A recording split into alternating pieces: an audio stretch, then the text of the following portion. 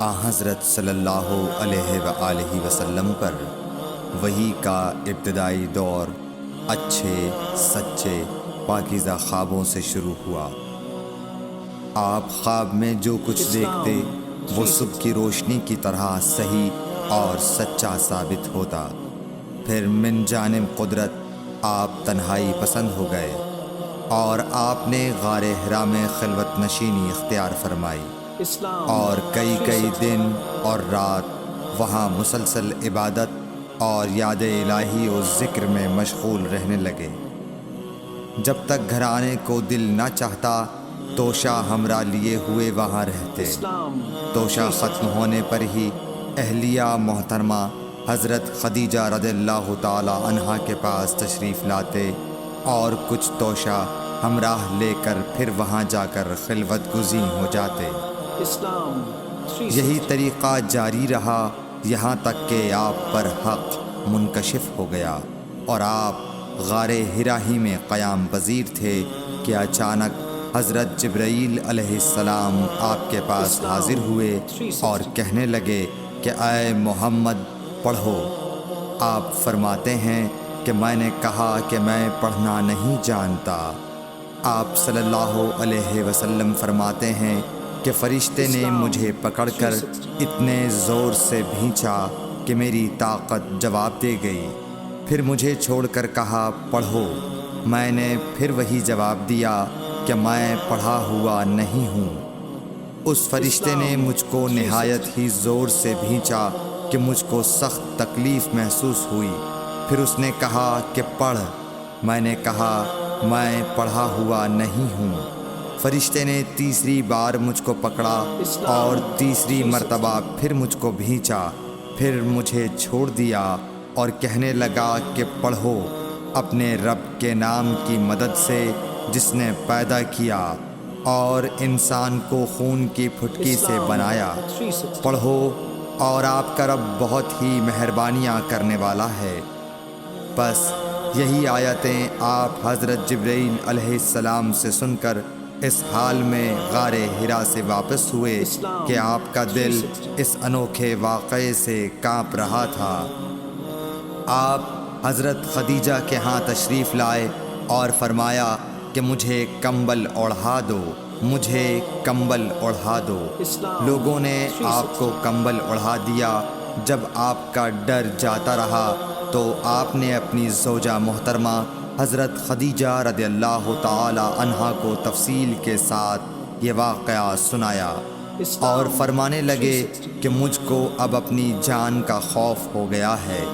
آپ کی اہلیہ محترمہ حضرت خدیجہ رضی اللہ تعالی عنہا نے آپ کی ڈھارس بندھائی اور کہا کہ آپ کا خیال صحیح نہیں ہے۔ اللہ کی قسم آپ کو اللہ کبھی رسوا نہیں کرے گا۔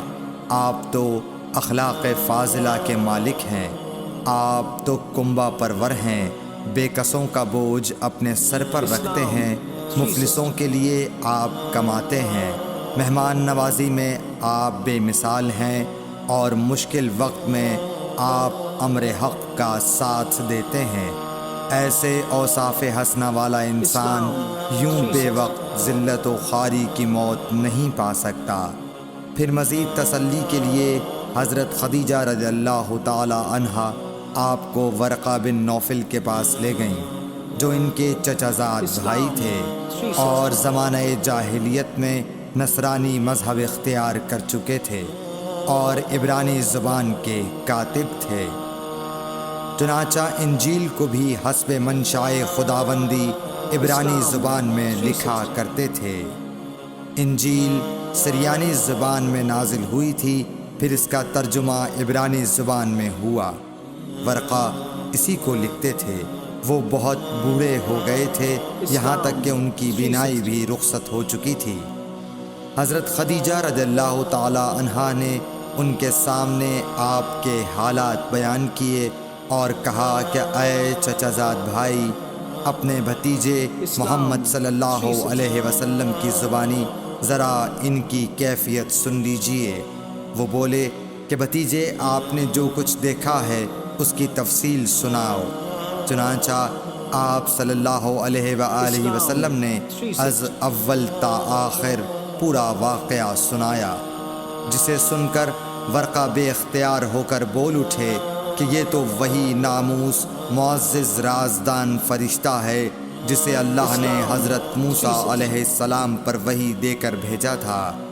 کاش میں آپ کے اس عہد نبوت کے شروع ہونے پر جواں عمر ہوتا، کاش میں اس وقت تک زندہ رہتا جب کہ آپ کی قوم آپ کو اس شہر سے نکال دے گی۔ رسول کریم صلی اللہ علیہ وآلہ وسلم نے یہ سن کر تعجب سے پوچھا کہ کیا وہ لوگ مجھ کو نکال دیں گے، حالانکہ میں تو ان میں صادق و امین و مقبول ہوں؟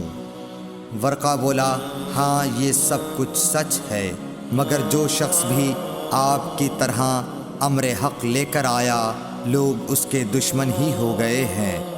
اگر مجھے آپ کی نبوت کا وہ زمانہ مل جائے تو میں آپ کی پوری مدد کروں گا، مگر ورقہ کچھ دنوں کے بعد انتقال کر گئے، پھر کچھ عرصے تک وحی کی آمد موقوف رہی۔ صحیح بخاری حدیث نمبر 3۔